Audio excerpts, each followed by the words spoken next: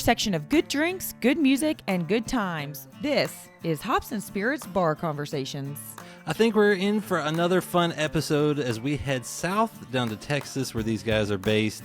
And they got a new single out, Long As I Ain't Alone. It just dropped this past Friday. They got a new album coming in March 2025 called Moonshine. Let's welcome in the trio known as Nether Hour. Guys, welcome in. What up, guys? Yo, how y'all doing? Well, and I forgot to introduce each of you. We got Bobby, Bishop, and I can't. Bercy? Bercy. It's like Bercy. See it? Yeah. I panicked and I screwed up. Don't panic, dude. It's okay. We don't care. Yeah, dude, cheers. People call me Bobby and Bercy all the time. People fuck our names up constantly because they're all B's and also we're all pretty, so easy to confuse. I was gonna say it is hard to tell you all apart. You are handsome. As are you. What are you drinking, Dad? Well, I appreciate y'all joining me. I was gonna say my favorite question to always ask is what you're drinking. I'll go with mine. Little 15 stars, Three Kings. Talking to three pretty cool guys. This is a bourbon rye and wheat whiskey blend. So, what are y'all drinking? Rye.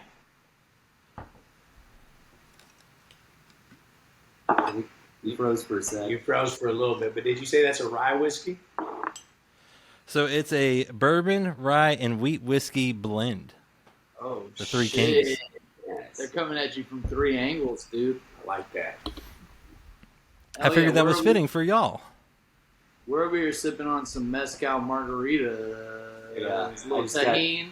Yeah. Liquid death. Yeah. Bercy's been on the straight train for a while, not partaking in the alcohol part, but we all been there. We all lived that life at some point. Yeah.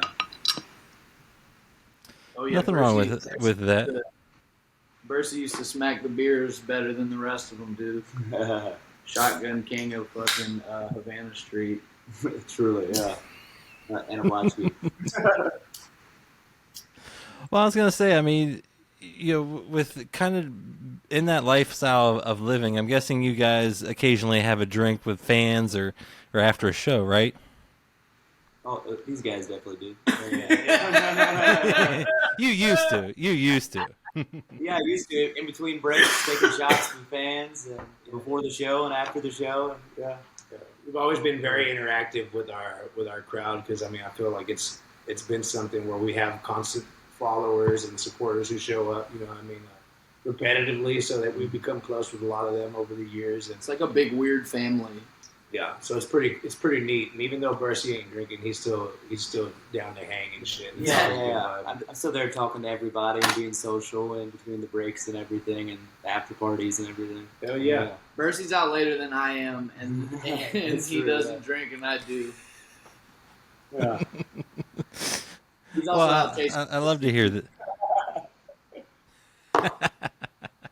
Well, and I was going to say, when you think about how you all came together, is it true y'all were in different bands when y'all met back in 2018 at South by Southwest and somehow the Black Pumas, Jerron Marshall was involved? Is that how all this came together, this crazy thing called Nether Hour?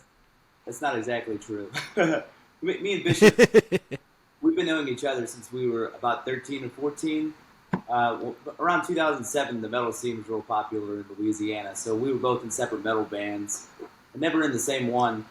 But he moved to Denver for a little while, and you were talking about Jerron Marshall.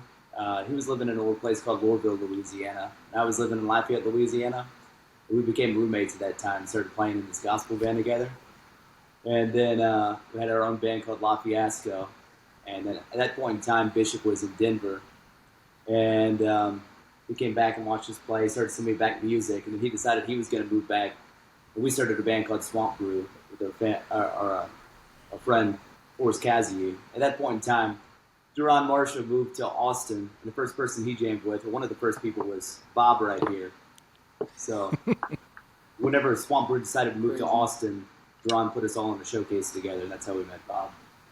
crazy. With our old drummer Judson Green, he and Jerron had put that showcase together, and it was cool as fuck. It was like a fashion and music showcase, and Jerron had a whole bunch of clothes that he had made that he was like displaying and selling. It was really cool. It was a cool like first show in Austin for us because like Bobby had been out here for like a year and a half, 2 years, something like that. I've been living here for about a year and a half at that point. Yeah, right. You moved here around the same time as Jerron? Yeah. I mean, within weeks of him moving here, I moved here, and like I don't know who was first or what, but it was around the same time. And then not that long into him living here is when I first heard him up at the Domain. I was living up there, and I was selling phone lines and shit.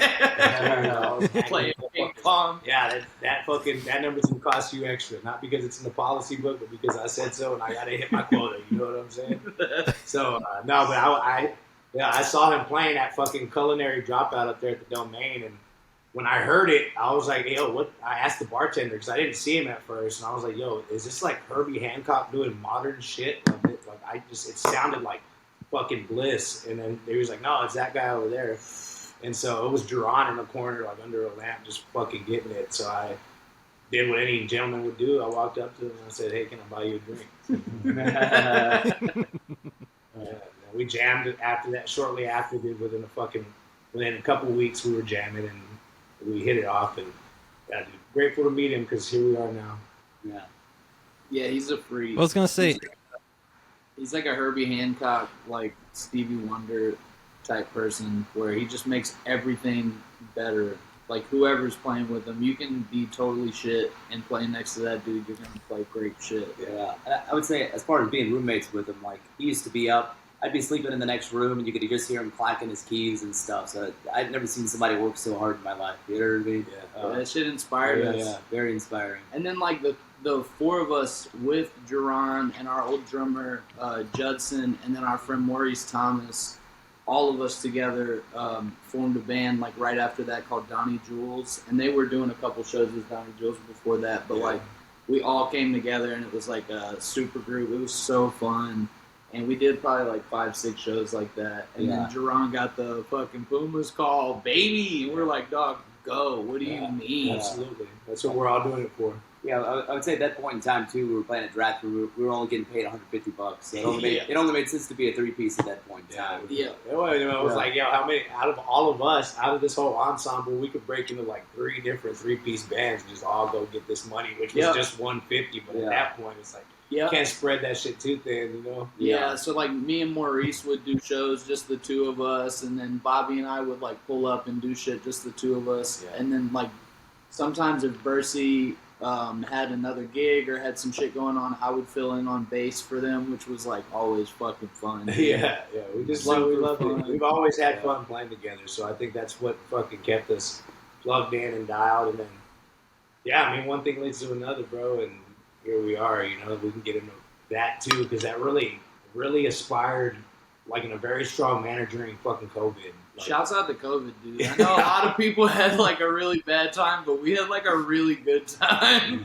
We all moved in together into one house. We would just like wake each other up with guitar riffs every day, and like we would just drink and party until fucking the sun came up. And we basically turned our house into a recording studio too, with the help of Julio Figueroa, our friend.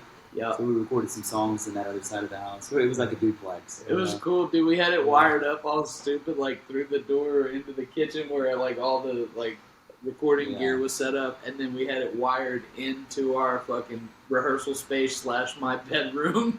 / kitchen. It was fucking weird, dude. But we were in this weird, like old trashy house that used to be Dwight Yoakam's bass player.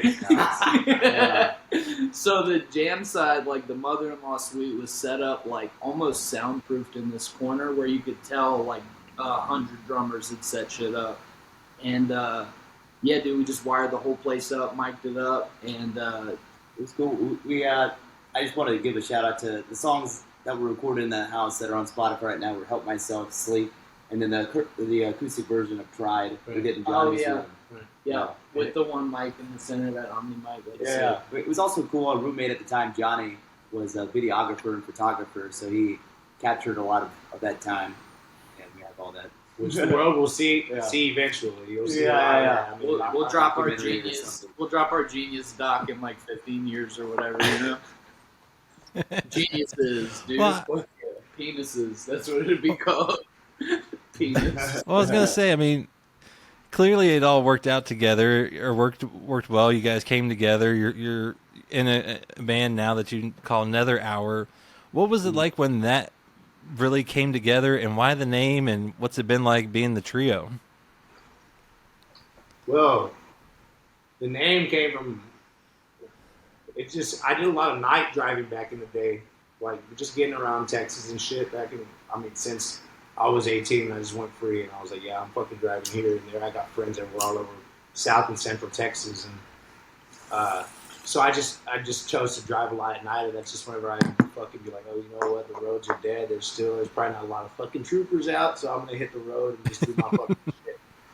And hit the speed limit. I fucking drive like a good guy. I got a lot of crazy driver friends, but nonetheless, yeah, Nether Hour came from just those wild hours and just listening to music and thinking about shit because it's just like I just had time and I just ended up calling it the Nether Hour. When I would talk to people, I'd be like, I was driving the Nether Hour, and then one thing led to the next. Thinking of a fucking band name is never easy until you have a fucking band name and you can think of all of them after that.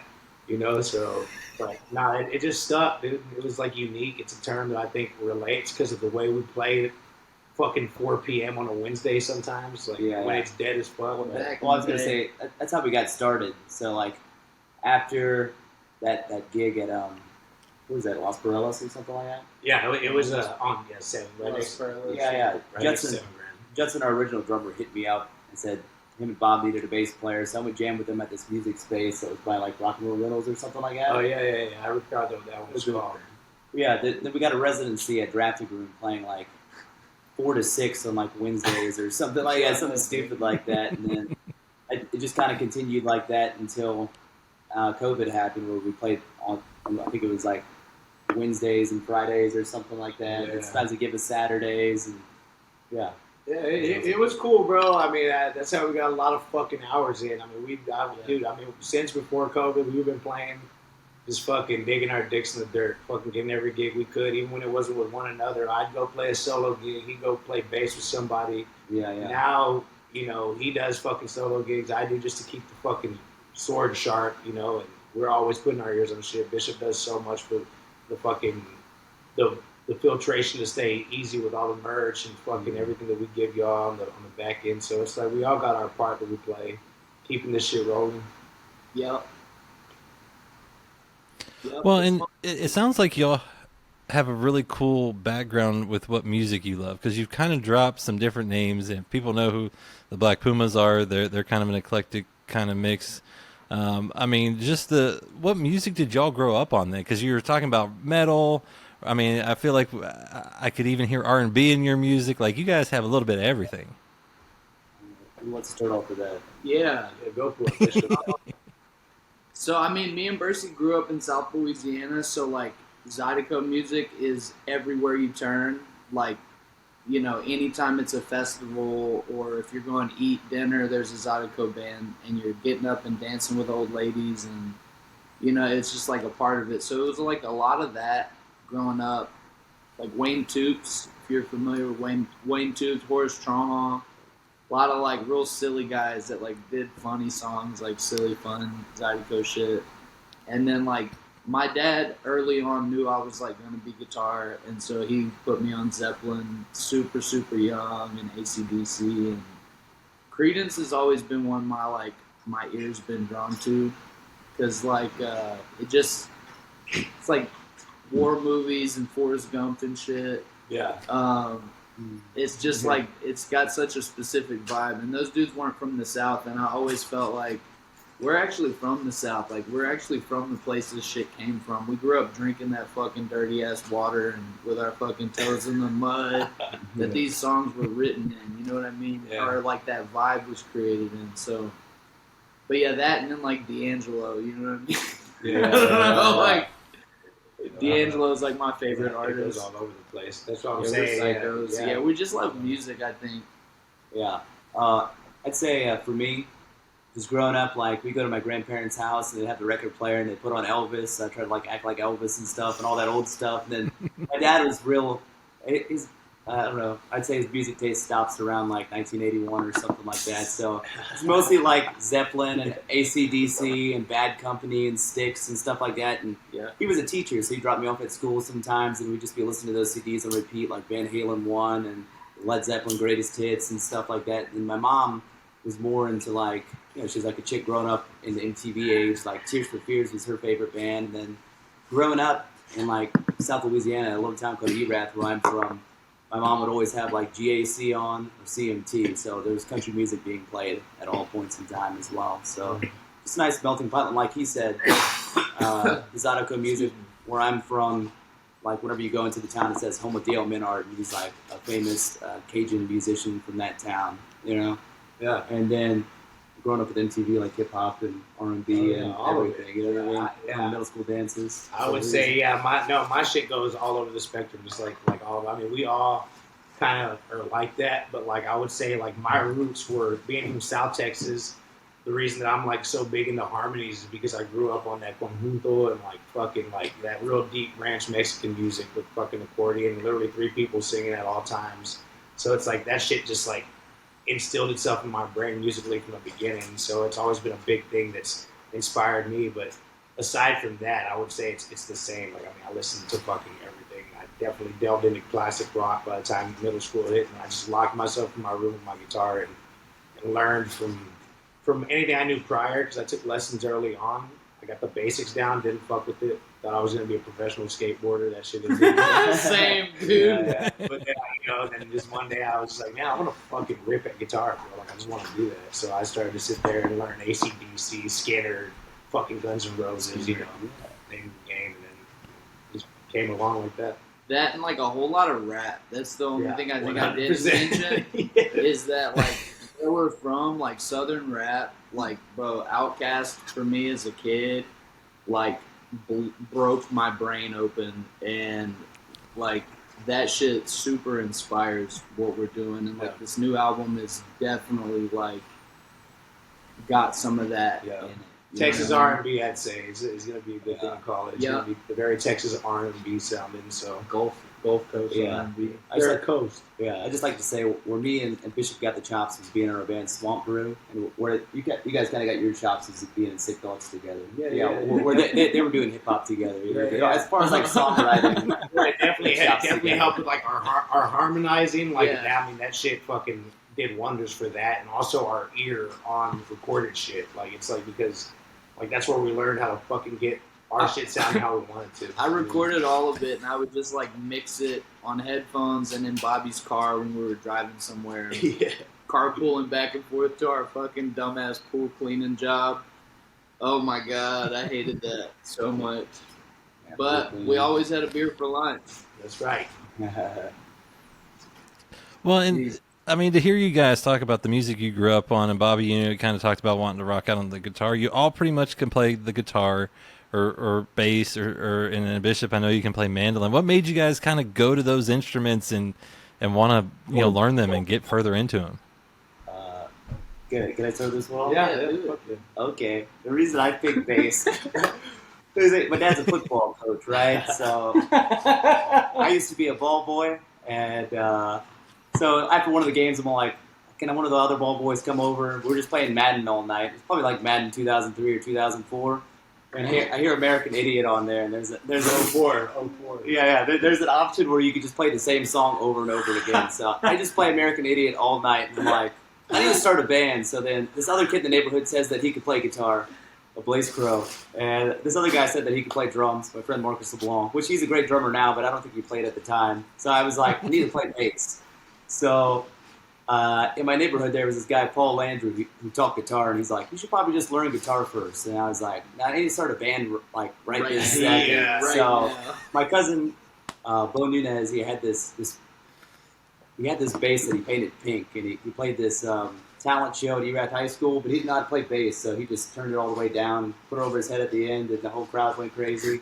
But anyway, I learned how to play on that bass, but Paul taught me a lot of things, like how to play a little piano and stuff, and the guitar, but I just really wanted to play bass so that I could play with my friends and start a a wonderful band, and that's what we're doing right here. You know what I mean? All these years after.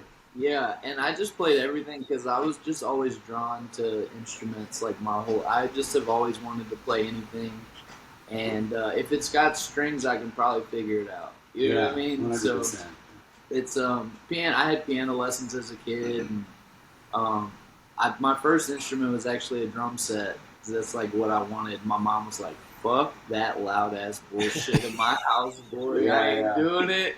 Hey, look, we got you a guitar. I got the guitar when I was 3, so they were like, "Nah, guitar, dude." The drum set just disappeared one day, dude. I thought I was good, but I guess not.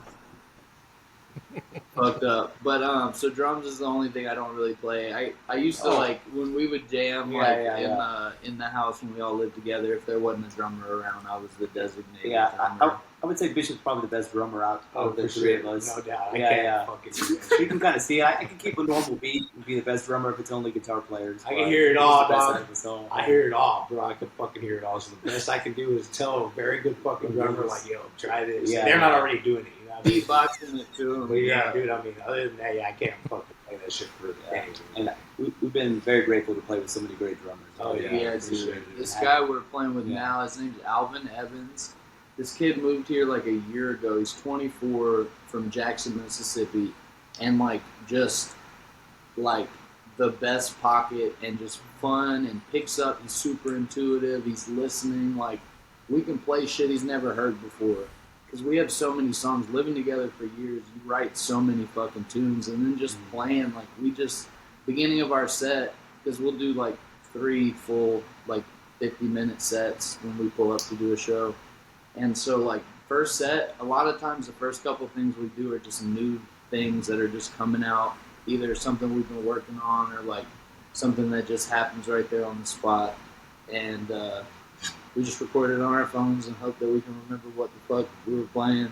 Yeah. I would say, just go back to COVID. COVID was super beneficial for us. I know it sucked for the world, you know what I mean? But, like, before, like, whenever we were jamming on stage, you kind of show me some songs on stage. I show you, you know what I mean? And I don't think we got together too much and stuff. But then whenever COVID happened, the 3 of us would just get together and write songs. We go out to the Greenbelt at the Flats and really just hone in on the songs and take the time. And then having Bishop back in was like, we already worked for a couple of years together in Swamp Group, building song dynamics and stuff, and being able to bring that back in is like, okay, we already know how to do this, and just the Lego pieces coming together. Yeah, dude. The musical chemistry was like fucking. It was beyond effortless. It was more like a divine connection. That like it's like It's weird. We were supposed to fucking meet and make this sound happen. So that was cool. Yeah, it's like really, if that's the thing that I could say is the biggest defining factor of what we're doing is that it's all organic. Like it really truly is like natural and organic. It's not forced. Like when we pull up to do shows, like people that see us all the time can tell you like we never do the same set twice. Like we play, you know, for almost 3 hours, you know, 2-3 times a week, and we have so many songs. We never do the same thing twice. So we just like playing music. We like playing these songs, you know, and like it's that. It's like nothing about this is like forced or like put on. It's like we really just all can be ourselves and like be little kids playing outside, you know, at recess. You know what I mean? Like getting away with shit, like being bad. It's fun. yeah. Well, no, I was gonna say, what's it been like to be part of the music scene there in Austin, Texas? Because I know a lot of people think music, obviously Nashville, some other places, but Texas and Austin, there's a lot going on down there. Fuck yeah. Yeah, no, I would say that, I mean, it's, dude, there's fucking players here, just like there are in Nashville, you know, I mean, having seen it.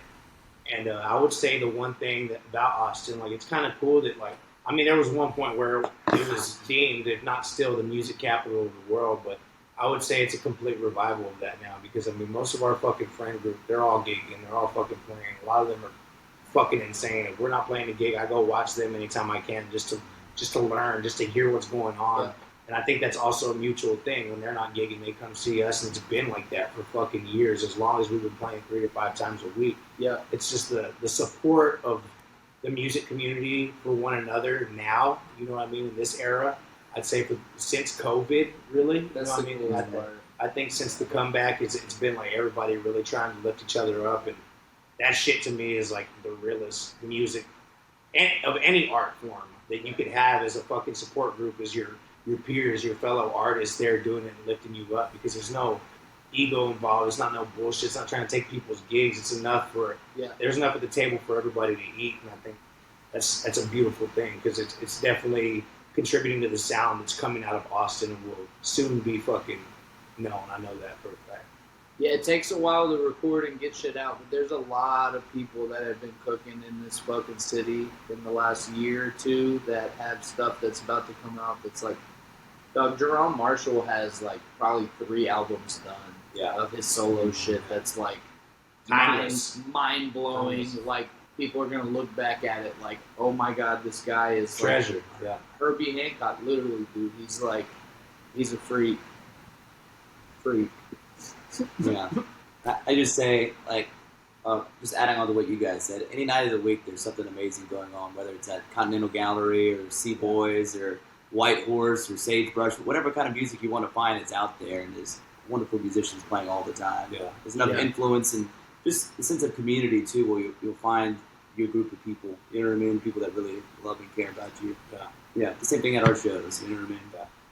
Yeah, it's cool that people aren't on like real hater energy, or people are all real like gassing each other up, and it's just cool. We don't do a lot of like multi-band shows. Is the only thing that kind of sucks, because we like to play, and like most of the gigs we do here in town are like bar gigs, and so like a bar isn't gonna pay somebody. It's just like winds up being weird, and so for the most part, we just kind of do stuff on our own, and then we just help promote other homies' stuff and like blast their shit on them, because it's like, it's hard. It's weird. It's like there is enough to go around, but everybody has to go get it by themselves. Oh, that's 100% That's the only true. thing. That's the only thing that's kind of different here, is that like the whole multi-band bill that me and Bercy came up on. Well, and that's still going on, like at Vegas, Chip Charlie's, and the punk rock scene and stuff like that, where it's like multi-band bills, the hardcore scene like that. But what we're doing, and we find a really cool place too in the music that we make. Like a lot of bands that are doing slots like us in the 3 hours, or cover bands, or they're doing maybe even if it's 80-20 or something like that, or like we're only playing a couple of covers a show, and like putting together during COVID and still continuing to write songs over time. We're filling up those slots with originals, and we just found something really unique here. Yeah, nowadays if we're doing a cover, it's because we feel like doing it, not like crowd pleaser. Right. It's like we were just we were just playing at Ole Miss for Halloween, and somebody yelled, "Oh, this girl was in the front with her phone with Leonard Skinner on it," and we were like, all right. Fuck it, yeah. Like, we normally wouldn't do that, but because of the situation, also we're in skin-tight Power Ranger morph suits. Yeah, dude. That was quite impressive. And so we were like, you know what, dude, fuck it, let's do it. And but we also did War Pigs. Yeah, War Pigs is fun. That's definitely one that we're probably going to incorporate a little bit more often. Especially on the road. Dude. Yeah, on the road's fun. Yeah. But yeah, that we just kind of do ones that are fun, like. We do Ooh La La by Faces sometimes, or like we'll do like Bad Moon. We do some Creedence joints. Change it up. Grateful Dead. Yeah, we do Casey Jones every once in a while. I need to re-remember those lyrics. Oh, what's Shinedown? Yeah. Oh yeah. Oh yeah. It's Collective Soul. Collective Soul. Yeah. Yeah, so dude, it's fucking, it's all over the place, man. We just like having fun. Well, and you guys have been able to do some cool things too with all this. You were the house band for Kill Tony's After Party, which a huge live podcast. You've received shout outs on Rogan. I mean, what's all that been like to have that and do those things? A miracle, man. That shit, like, at that time, we were still doing bullshit gigs before that shit kind of ramped up, and that shit just kind of gave us some hope when things weren't necessarily as hopeful, if that makes sense. Like, shit was cracking. Like, we were maybe getting like 400 a pop, if that. Like, if on a lucky gig, we were getting 400 I think we were just playing a drafting room before Tony came in that day. Right. You know what I mean? He came into the drafting room, and he was living close by. we were just all acting the ass, getting drunk and stuff. And just the three of us, and then he came in, called Ron White up, and that's kind of where that started. Yeah, it's very crazy. grateful for them. Yeah, big time. But it just gave us some juice in a moment where, like, you know, it was working, but it wasn't like working, you know? And that shit can definitely feel hopeless, like with art stuff. Like, you release shit on the internet and nobody fucking hears it, and you're like, damn, dude. Yeah. Like, ouch. You know what I mean? That shit doesn't feel good. Yeah, we were all still working real jobs at that point in time, too. Yeah. So, you know what I mean? Yeah. This is the realest job I've ever had in my fucking life. Yeah. It is definitely work, but it's good work because it's like we work for ourselves. Yeah. And we're making ourselves, you know, have a stable income off of playing our songs we wrote on our couch. You know what I mean? Yeah. I mean, it like them finding us took us. You know, it definitely gave us a fucking huge endorsement and a step up because I mean, these are credible people that have fans everywhere who really love the art that they create, and I mean, to meet them as fucking people and see like. Yeah. They're people too, but they're just fucking hustlers, you know what I mean? Like, I'm talking like they live the shit. Like, that's the one thing I learned. It inspires me, even though we're not comedians or professional podcasters, but like to see somebody be so fucking in it and like, and watch them get the success throughout the process. Like, you know what I mean? Like, literally grow. It's like inspiring to us. It's like, all right, we got to just do what we do the way they do what they fucking do. And like, unapologetically just fucking lean into it. Yeah. And I mean, it's like, results, bro. So. Yeah, we definitely learned a lot from them, and you know that it was a good moment because whenever they moved over to Rogan's Club, it didn't make sense to have an after party there, and we were all kind of ready. It was a perfect time because playing on a Monday night late, you know, is kind of a weird vibe because after the show's kind of late, so by the time we go on, it's like 11 o'clock. We do like an hour and a half or some shit like that, and the money was like, you know, we were getting paid by the club, not by Tony and them, you know, so it was cool. We had a like little whiskey sponsor from Whistle Pig for a year doing it. It was cool. It was great. We got to learn a lot. Meet a lot of good fucking people that still come to our shows to this day. Big time. Repost our shit and shout us out. So it's like, I mean, it's gonna be a forever blessing that helped push us to where we are. And very grateful for all the shout outs on the show and stuff. Tony shouting us out. Rogan too. You know, everybody. They all, I mean, Shane, all those dudes are, you know, it's funny because it's like we were partying with some of those dudes before their shit ramped up and blowing up fireworks behind bars and fucking going to strip clubs late at night and then Waffle House after, blowing up fireworks in the Waffle House parking lot. We were just, we were having a lot of fun. So it was a good time. It was like a really cool moment. We got to do that a lot. Nowadays, we're so busy, we barely get to go to shit. So we go when we can, but it's crazy, dude. When we have off days nowadays, we're all just like on super rest zen mode. Got to. It's the only way we're going to fucking have longevity doing this shit, bro. A lot of exercise, a lot of water, a lot of fucking not eating bullshit. Trying to be... A lot of liquid death. A lot of liquid death, dude. Well, and I was going to say, I mean, you talk about what you guys have been able to do. You've put out a brand new song, Long As I Ain't Alone. Tell me how that one came to be and why that one you wanted to lead off, you know, the new album with. Yeah, it's just got a lot of energy in it. We dropped a hit from a session we did in a garage. You know, these guys, Austin Artist Spotlight, and these dudes are the sweetest guys. They've helped so many artists here, but we did the song The Hit with them, and it was doing real good on YouTube, on their channel. They were like, hey, you guys should drop this on Spotify.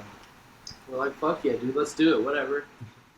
So I dropped it, you know, from DistroKid or whatever, made a cover for it, and then it started catching crazy on Spotify, and that vibe isn't like necessarily an energy we go into live that much, that slower kind of like, we're all fucking dummies and we like to rock and roll, like we like to play, you know what I mean? So it's like, we'll take time, and we're getting better at it now because we're being more conscious about it. It's like, gotta like work some moments of like taking the vibe down and like, you know, breaking it out. But we were like, this song's doing really good.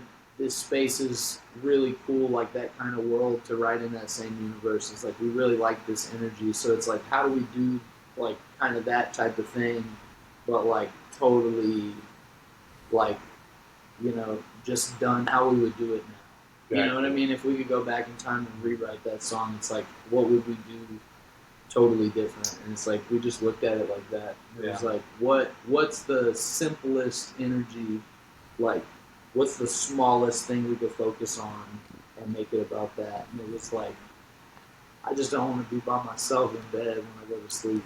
Yeah, which is a fucking that's a resonating vibe here in Austin, Texas, amongst the fucking age group that run these streets. Yeah, brother, mid-20s to mid-30s, dude, it's wild. Yeah, man, it's just relatable, and like you said, I mean, the simplicity behind it. It's just something about music. Less is more sometimes, and that's why I think he was like he's saying, because we like to do more, we like to have fun, and we got those songs. So to dial back and give people something to fucking groove to and relate to lyrically and melodically is it's something that we're always gonna fucking come back to because we just like to play everything. So yeah.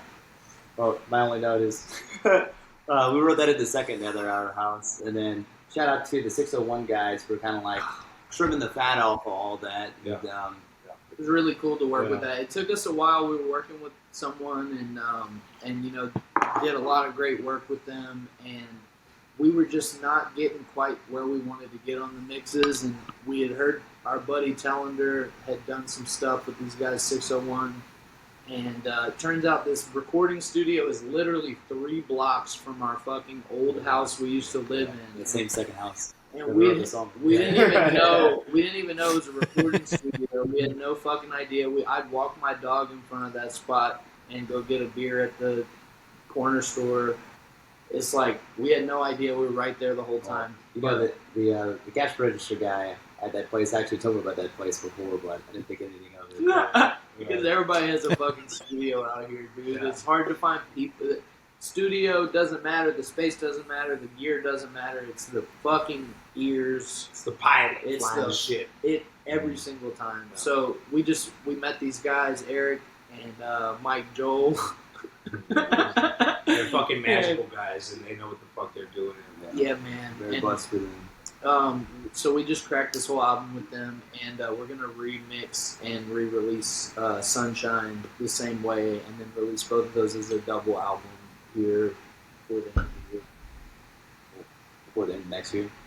25, yeah. I don't know, dude. My brain's in fucking 25 already because we're already planning all of this shit, all of the back end shit of planning releases and PR and the road, the bookings and all the merch we're doing.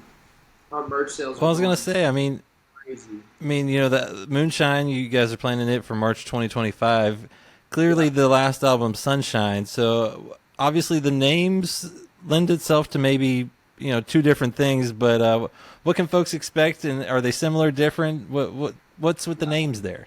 I say the names were very intentional. Like Sunshine, you think of the sun is out and stuff. It's much more like Americana, like much more mandolin, acoustic guitars and stuff. The rock and roll side than Moonshine. The sun's going down and stuff. We're looking to party. I don't know. It's like the R&B side of us with the Latin feels and. Yeah, there's way more Latin. I'd say that's the biggest note on this new one is like R&B soul for sure, but like the Latin grooves that we've kind of put throughout the shit. First song comes out swinging with like a straight up it's like something like a fucking samba, but it's got that Louisiana backbeat. The shots like the Forest exactly. Cast, brother. Yeah. And it's just like kind of that energy is like we came from Zydeco, he came from the Tejano shit, but all of it comes from the German accordion players that came over back when, and the Mexican players and the Cajun guys all heard the same German polka shit, and they were like, let's flip that onto some other shit. Let's make it, hey, that shit is kind of square. Let's make it fuck. You know what I mean? Yeah. So both of our like the heritage musics came with that same kind of like the same kind of energy. It's all dance groove. Yeah.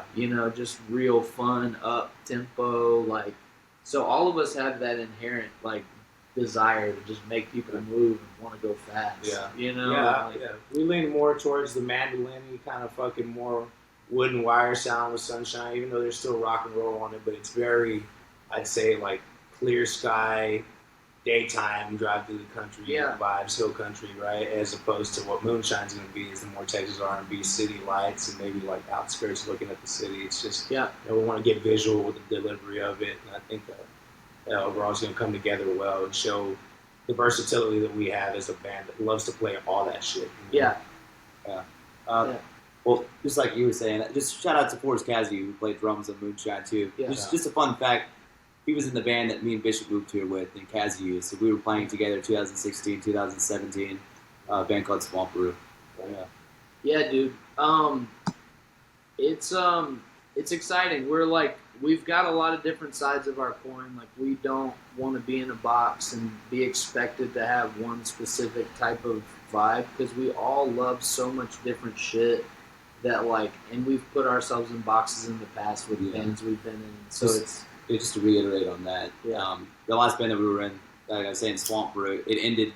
We started off kind of doing indie stuff, and then we were like, we're gonna have this crazy concept album, as our Duluth Siblings, Space Alien Quartet, and Friends, and we're only gonna write songs about this, and then we're only gonna write funk songs, and that's, one of the reasons that the band imploded, because it was like creative death, where it was like, all right, we can't just play anything, we can't just sing about anything. So coming into this, Bob, everything is just like, let's just write whatever the fuck we think sounds good. Yeah, you know what I mean? There's songs that are kind of like cowboy country songs, and there's songs that are like almost lean towards metal, like Power Rangers and Sleep, legit. Like, it's, and then there's some songs, like if you listen to Sleep, that thing is one part country, one part fucking Black Sabbath. So it's like, we just kind of want to have fun and make music, and it's like, we'll put like warning labels on shit, like this is this kind of flavor or something. I'm sure there's people that are gonna lean to one album more than the other. Beautiful though. But I like that. I like that.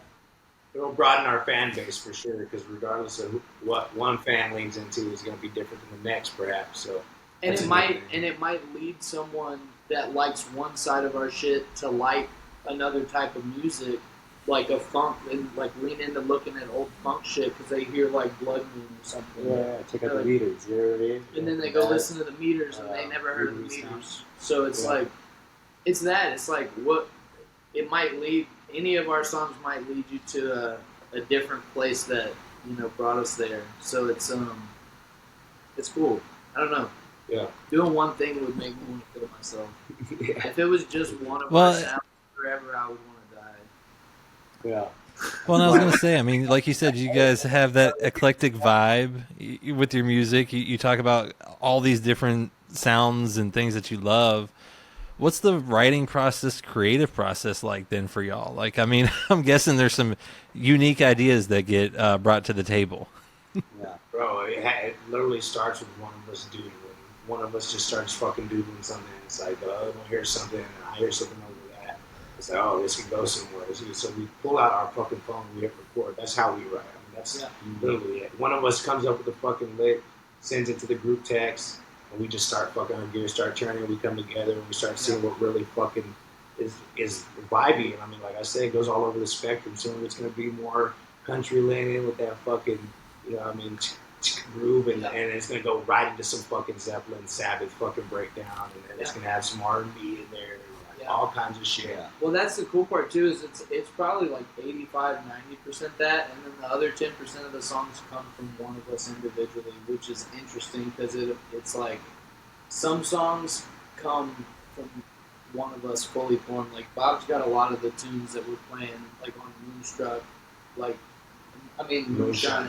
The song Moonstruck Bob's had since he was in rehab and at 18.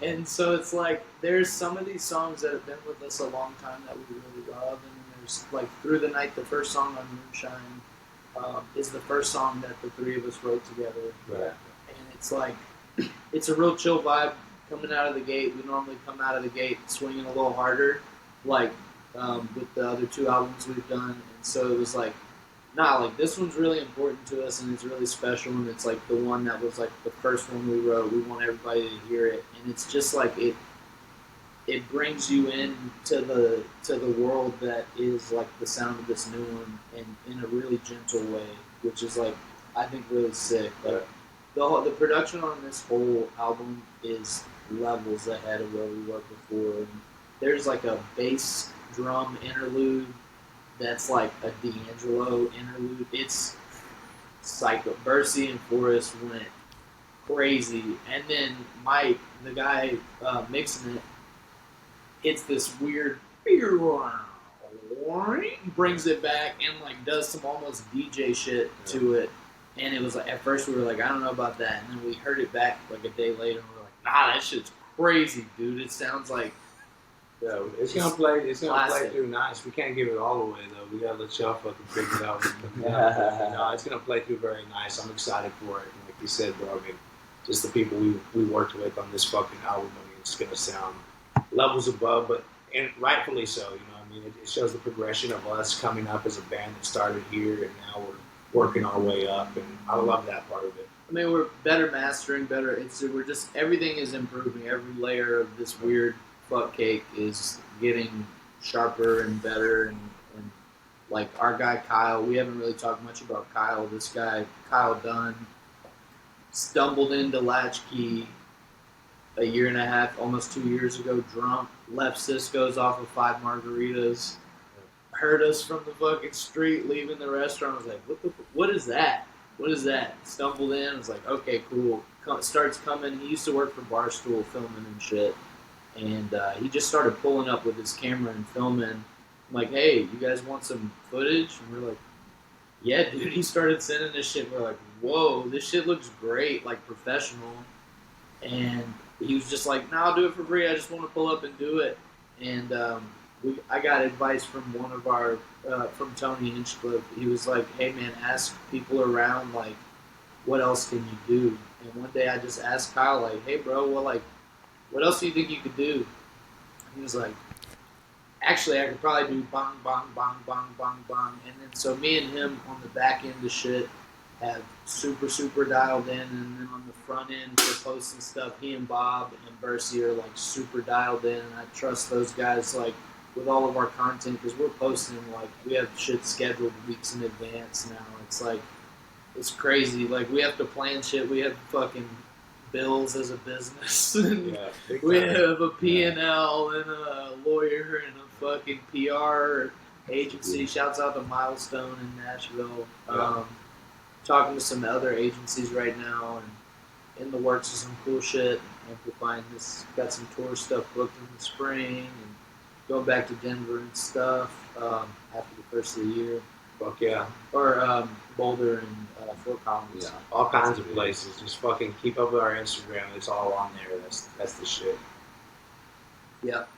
I was gonna say, I mean, you guys are able to hit the road a little bit. You've gone a little bit away from Texas, like you said. You got Colorado. I know you've hit the Southeast, hitting the college fraternity circuit as well. How cool has it been to share your music in some new places, meet some new people, and have a lot of fun? It's part of the reason we do it, man. It really is like we all came from such small towns where nobody leaves or does anything. Like, people go to the beach, they go to Gulf Shores or some shit. You know what I mean? Like, they don't. That's what they do every year. That's their one little vacation.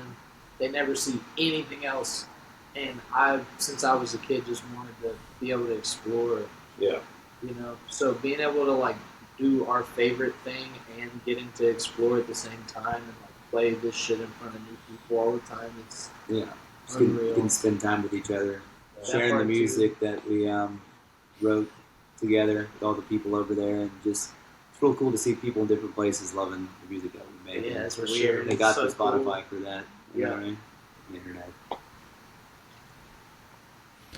Spotify. Well, and I was gonna say, Everybody hates on them, but sorry. yeah. Well, I was gonna say that's how I heard about y'all, and have been able to deep dive into your music. And you talk about the fun you have on stage. What's it like what can folks expect when they see y'all live? Because I hear you are occasionally known to swap instruments, and anyone can do anything almost. We just I just kind of ride the vibe, dude. I mean, Yeah. I say a lot of that comes from the fact that we do, like I said, we talked about earlier with the musicians supporting each other. In the beginning, we were both all getting rolling. It was always cool to bring people up and kind of like just have different musicians play different instruments and do jams. But as we progressed and gotten to where we are, we got people coming to watch us at the show. It's kind of hard for us to like. And I'm not saying it's always a momentum breaker, but when we're fucking on and we're dialed, it's hard to want to stop. You know what I mean? So I mean, it's evolved into that, but came from a place of us being community, and I mean, we couldn't do it without the fucking community. But now we just, get the fuck out of our way. We got a lot of shit to say and a lot of shit to play. Yeah, dog. We have too many songs already. We already miss, 5 or 6 songs we should be playing every time we play.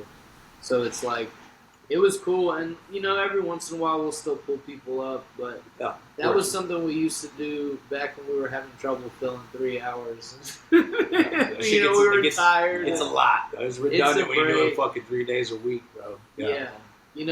12 hours plus, 9 to 12 hours, and not even talking about 4 years now at least, dog. We've been going. And on top of that, when we lived together, we were always playing. It was like, dude, we got our 10,000 hours on our couch before we even broke out of COVID and hit the stage again. So it's like, it's crazy, man. We just really, it's unreal to be able to play with people that, like, we don't have to talk. Yeah. Like, we don't have to say anything. Like, everybody just kind of, like, gets it. You know what I mean? Which is, I've been doing bands and playing music my fucking whole life. Since I was, like, 13, I've been in bands. And I've never had such a, like, easy, like, writing like, music just kind of, like, happen. Like, we don't have to, like, really, we don't sit down with pens and paper and fucking, like, it just comes naturally. Like, hey, we need to have it like this and this and this. Like, we're just, like, we just do it. You know what I mean? So, it's really fun and really real. Like, anything goes. Oh, yeah. I'm just going to go back to earlier when we were talking about the songwriting thing. It's kind of cool because we're each individual songwriters, and then, like, the two of us have written together, 2 and 2, 2 and 2, 2 and 2. Or the three of us coming together and finishing the songs. Or, I mean, it can really stem from anywhere. So there's no rules. So cool. That's the only rule is there's no rules.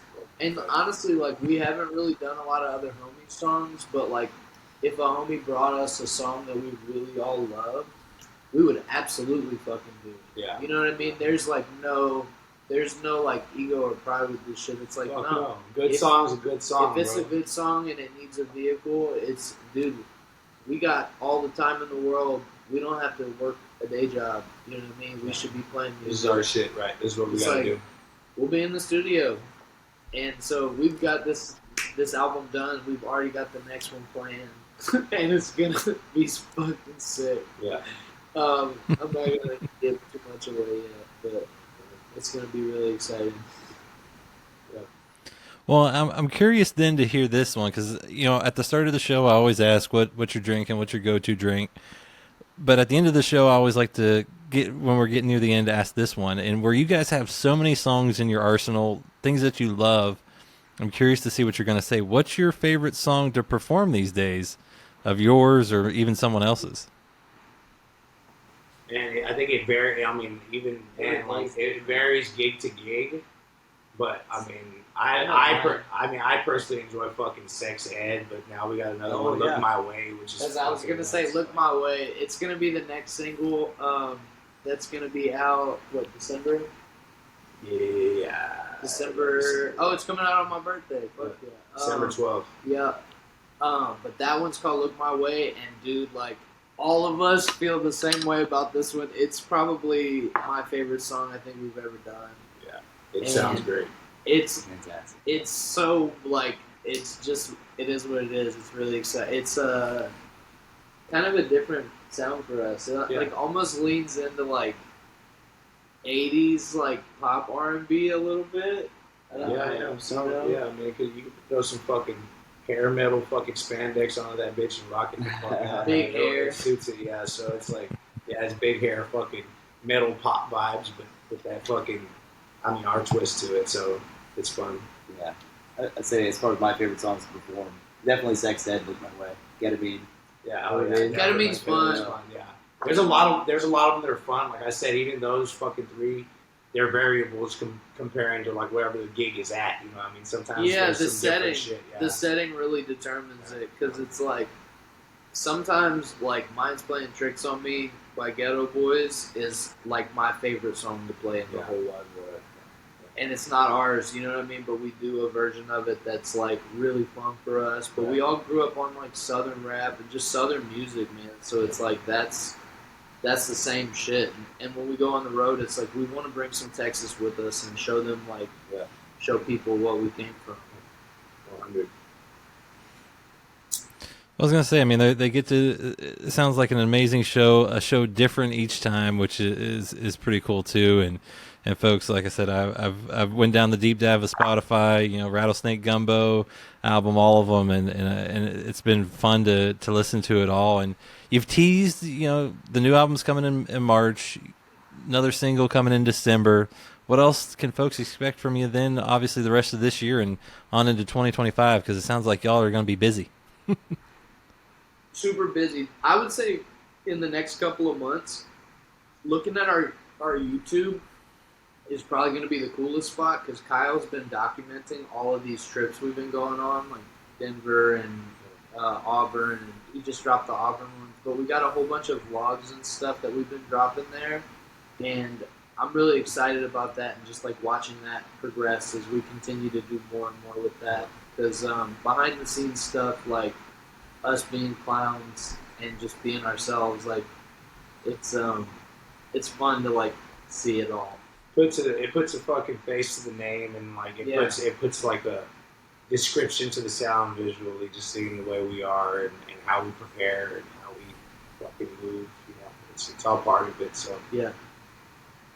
But yeah, we'll probably drop hints and like ads for bullshit, and like we've got a bunch of new merch coming really soon. And, always that. We Yeah. got our vinyl now, so y'all make sure you get that. You know, we got Sunshine on vinyl. You know, so. We were just signing a huge stack of them. We just signed through 2 boxes. But yeah, they're available on our Spotify. So those finally came through Canada. You know, those didn't get stuck up there any longer. We called our boy Nico, and he called his dad, and his dad called someone in customs, and they came right I'll through. give you something to talk about. You know what I'm saying? It's fucking fantastic. No, it was fine. They just weren't communicating, and they were pissing me off, and so we got it now. We back on, baby. The shipments will be going out tomorrow. Yeah. Cool. Nice. Well, Bishop, Bobby, Bercy. Did I say Bercy right? Did I get it right this time? Right, man. Bercy. It's low key. See, finally, an hour later, a pour later, I finally figured it out. But guys, man, this has been a blast. Like I said, folks, if you haven't, check them out. You're going to enjoy their music. It's a little bit different, an amazing vibe, an eclectic vibe, and I can't wait to see what you guys put out with Moonshine in 2025. And thanks for sharing a drink with me, whether it was Liquid Death or something else, but I appreciate it. Cheers, brother. I appreciate you having us, man. Yeah, thanks for having us, my Cheers. friend. It was a pleasure talking to you. Find more from Hops and Spirits at hopspirits.com. Thanks, everybody. Bye.